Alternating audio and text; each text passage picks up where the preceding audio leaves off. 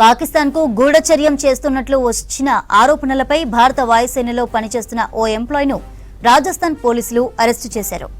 నిందితుడికి పాక్ హ్యాండర్లతో పరిచయాలున్నట్లు దర్యాప్తులో తేలింది. ఓ కేసు దర్యాప్తులో తీగలాగితే ఈ గూఢచర్యం విషయం బయటపడింది. ఈ ఏడాది జనవరిలో రాజస్థాన్లోని జైసల్మర్కు చెందిన జబారా రామ్ను ఓ కేసులో పోలీసులు కస్టడీలోకి తీసుకున్నారు.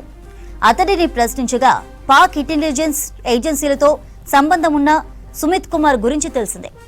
ఉత్తరప్రదేశ్లోని ప్రయాగ్రాజ్కు చెందిన 36 ఏండ్ల సుమిత్ అస్సాంలోని దిబ్రూగఢ్ జిల్లాలో చబువా ఎయిర్ ఫోర్స్ స్టేషన్లో మల్టీ టాస్కింగ్ వింగ్లో పనిచేస్తున్నాడు.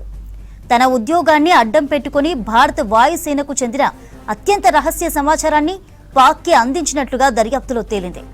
డబ్బు కోసం అతడే ఈ సమాచారాన్ని సోషల్ మీడియా వేదికగా పాక్ హ్యాండర్లకు షేర్ చేసినట్టు గుర్తించారు అధికారులు.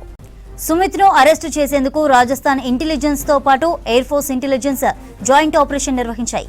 అరెస్టు తర్వాత దర్యాప్తు కోసం నిందితుడిని జైపూర్ తరలించారు. నిందితుడికి 2023 నుంచి పాకిస్తానీ ఇంటెలిజెన్స్ ఏజెన్సీతో సంబంధాలున్నట్లు దర్యాప్తు అధికారులు తెలిపారు.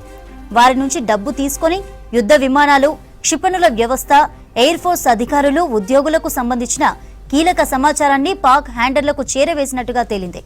నిందితుడిపై కేసు నమోదు చేసి దర్యాప్తు చేస్తున్నట్లు చెప్పారు పోలీసులు.